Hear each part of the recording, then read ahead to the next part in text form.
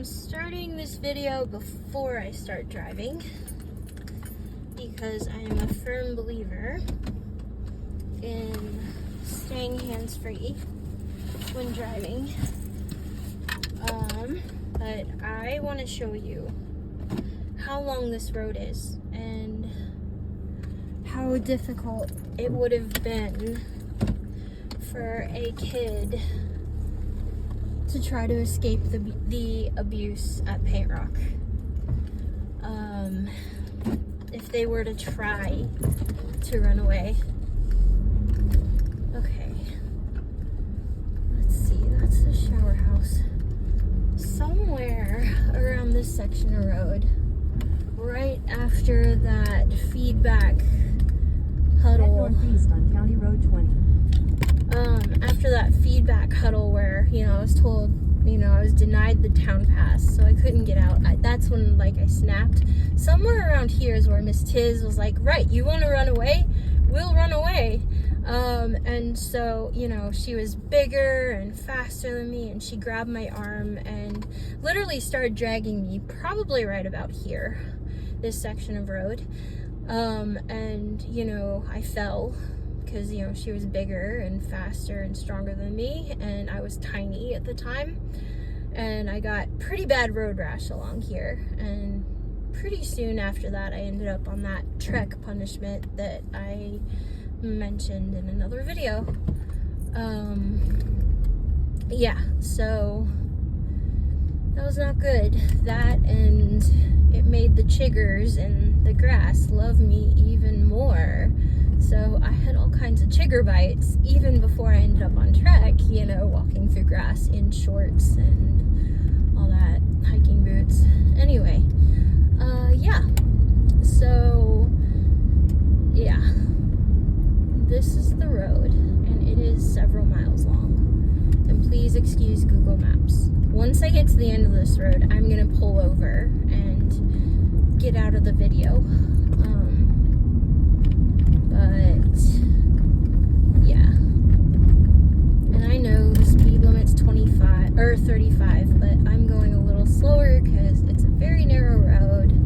I don't think people drive on it much down on this end. Okay, I stand corrected. There is a car, but I am really kind of nervous on this narrow road. So I am going to 25 at most. Actually, right now I'm going 20. Okay, curves like that are another reason why. But yeah, maybe along some of here you might. Well, I don't know. I don't think the woods are thick enough to hide along here. But yeah, since when is a kid going to be able? Oh, I wonder if that was one of the places people went swimming. I don't remember. I wasn't here for a summer. I probably would have seen more activities like that if I had been here longer. So there's a house.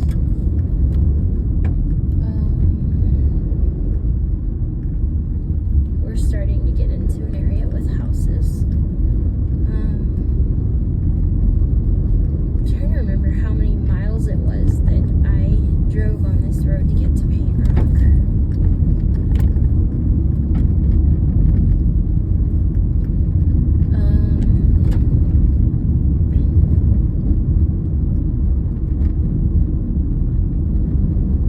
Wow, there's cows. But yeah, and if a kid had gotten out, none of the people who live along here would have helped. They would have just returned the kid to Paint Rock, back to the abuse, or they wouldn't do anything, or if they saw someone, they'd, call the cops or something, who would also just return the kid back to Paint Rock, because everyone is told that the kids there are, troubled teens and dangerous and bad, and, no, we were, traumatized kids who were dumped in an even more traumatizing environment, we wouldn't have hurt them. No, we just wanted to get out from the abuse,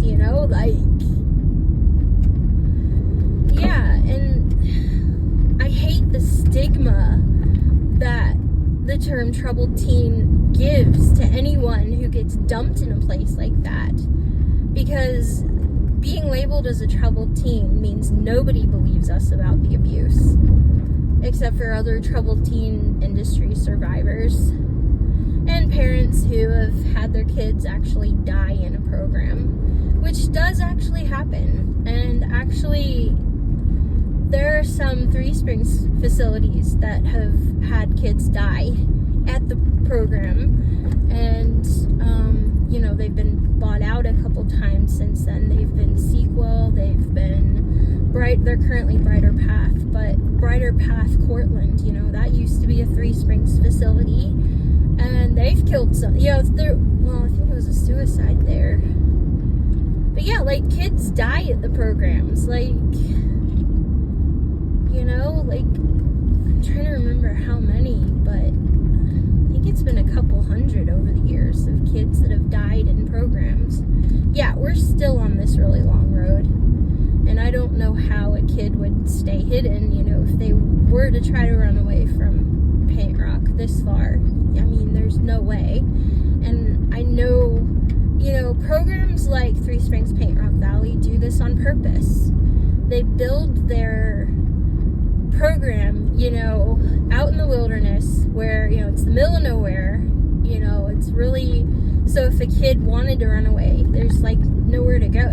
You can't get out easily, it's not like a city where you can catch a bus or something big for, bus fare and get out that way, to get away a long way fast. No, you're trapped. And then, even with the abuse, local politicians are reluctant to shut places like this down because it's the main source of, jobs in the area, or it's one big source of jobs in the area, in an area that doesn't have a lot of stuff around for people to find a job. Yeah. Well, and law enforcement are complicit. If you see a doctor, they're not going to report any signs of abuse. I mean, there was a doctor